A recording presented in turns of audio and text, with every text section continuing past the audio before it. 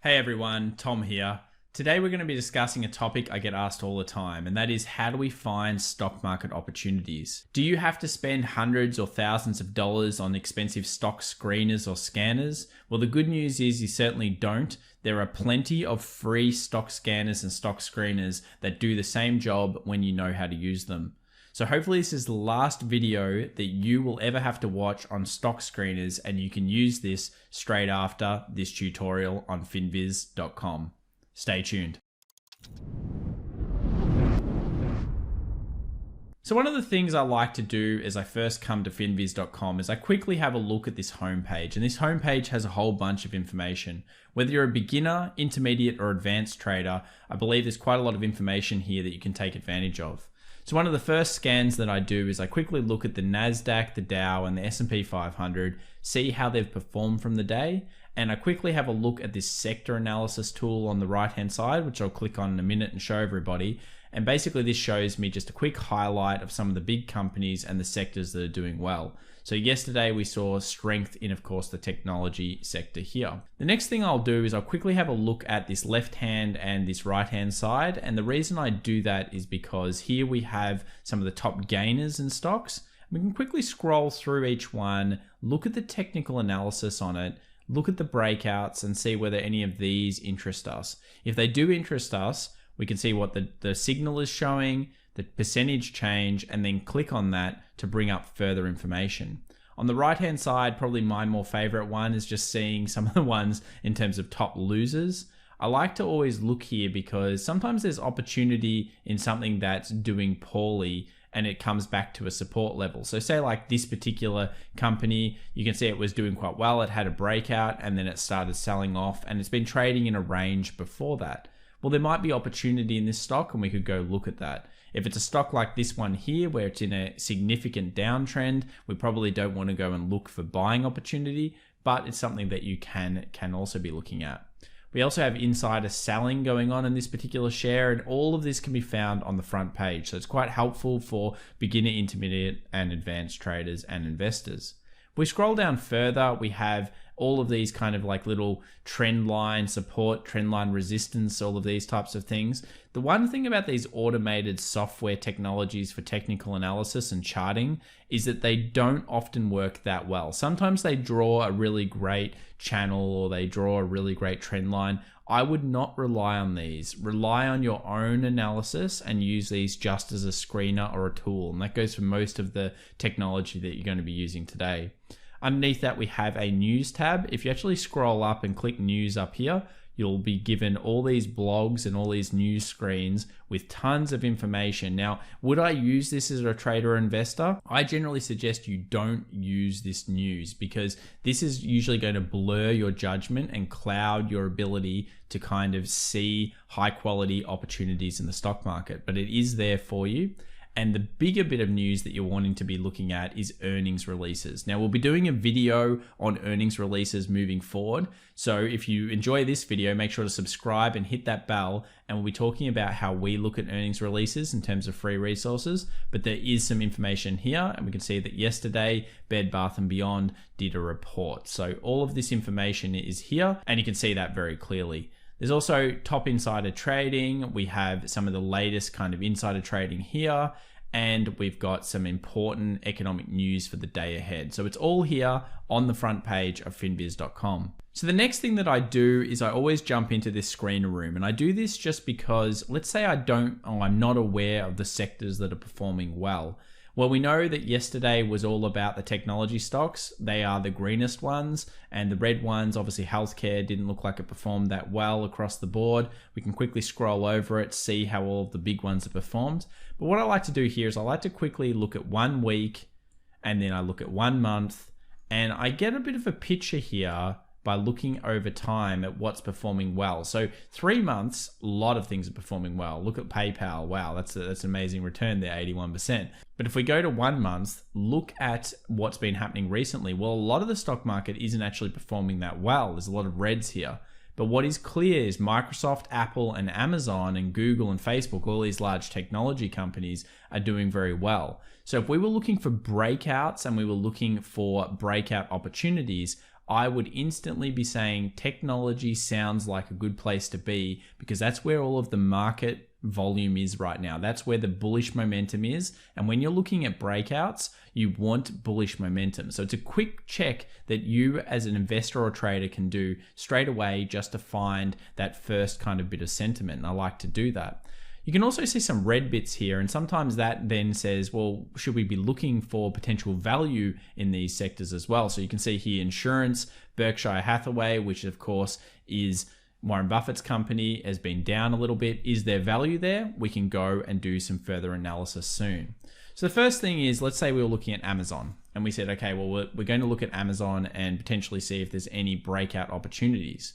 Well, one thing I like to do is I like to quickly search it in Finviz, and it brings up so much information. We get information on return on assets, on return on equity, on return on investment, earnings per share moving forward, earnings per share over the past 5 years.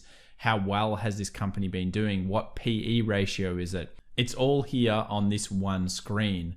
Another underutilized thing that a lot of traders and investors don't look at is the market capitalization of the actual investment they're trading. If the larger the company you're trading, often the less return, but the more safety net you have. Remember, if something goes wrong and you don't have a stop loss, or you're going to hold that particular share, the larger the company, the more chance it has of coming back and therefore going back above your buy point and you getting your money back. So I like to trade large companies for that reason. I think it's a little bit safer for your portfolio in general, and that's something that you want to think about.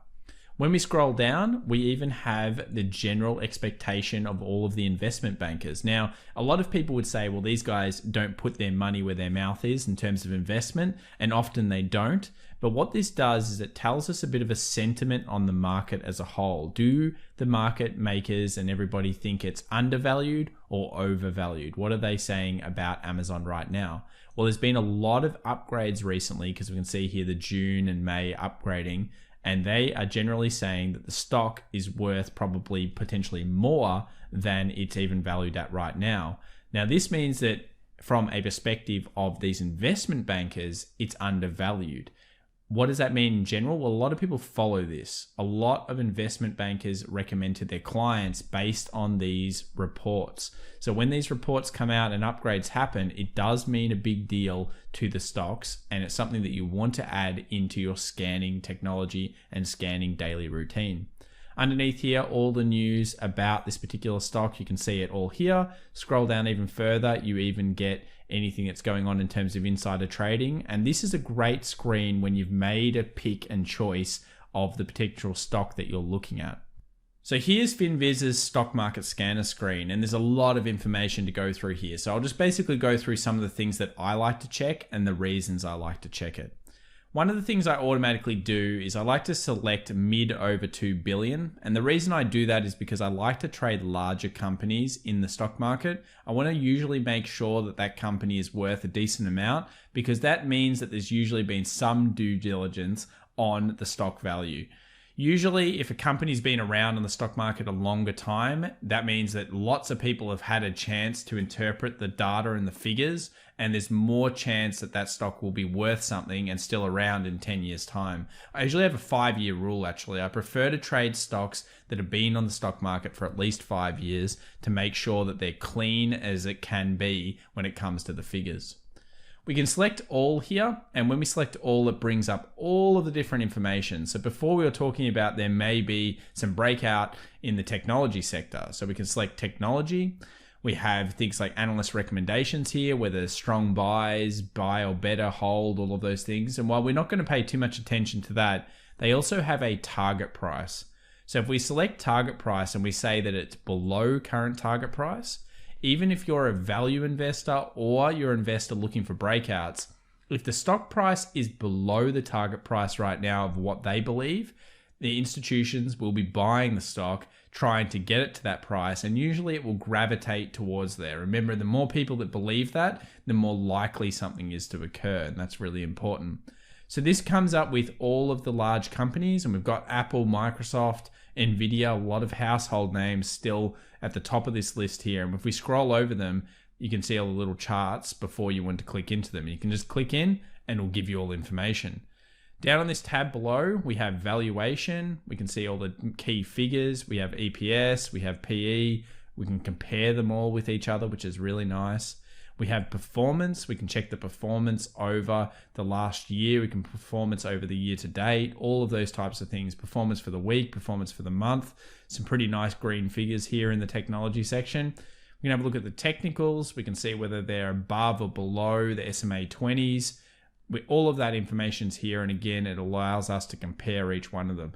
Notice how all of these are relatively similar in terms of the percentage. That's because they're all moving in unison, because one might be undervalued, one might be overvalued, and they're pushing all of them together. There's just so much bullish sentiment on the technology sector right now. So all of these little things down the bottom here are really excellent. We can even select charts and compare all the charts to each other, and it will draw all these lines. And sometimes it's worth just coming in here, because you might see something like this, like QCOM is coming up to an all-time high. $95 was previous resistance. Well, it may act as resistance again. Look at that, it's all there in terms of the top charts that we've just set up. So let's actually change one of these now. Let's select earnings per share growth over the past 5 years. Let's select that as positive, because maybe we want to buy companies that have been relatively positive over that time. Notice it's changed down here.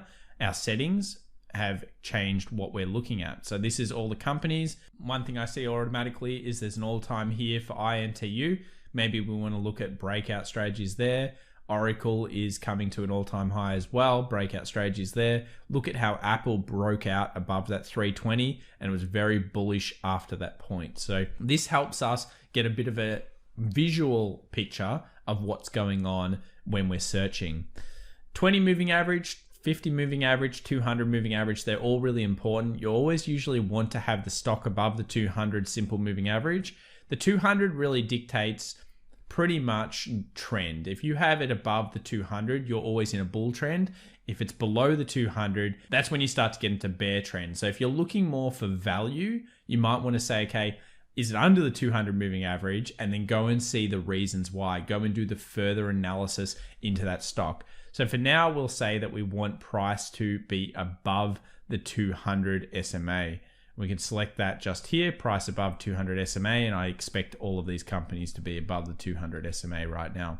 Dividend yield, if we're looking for dividend, we can select that. Maybe we want to have 2% dividend yield. That will knock out a bunch of stocks. And notice how it's bringing it down in terms of the charts. There's not as much opportunity anymore to do with this particular criteria. So that's just a quick check that we can do when it comes to finding maybe a potential breakout. But if we're looking for value, one of the things I saw before is industrials are not doing very well as a whole. So we can leave the market cap over $2 billion.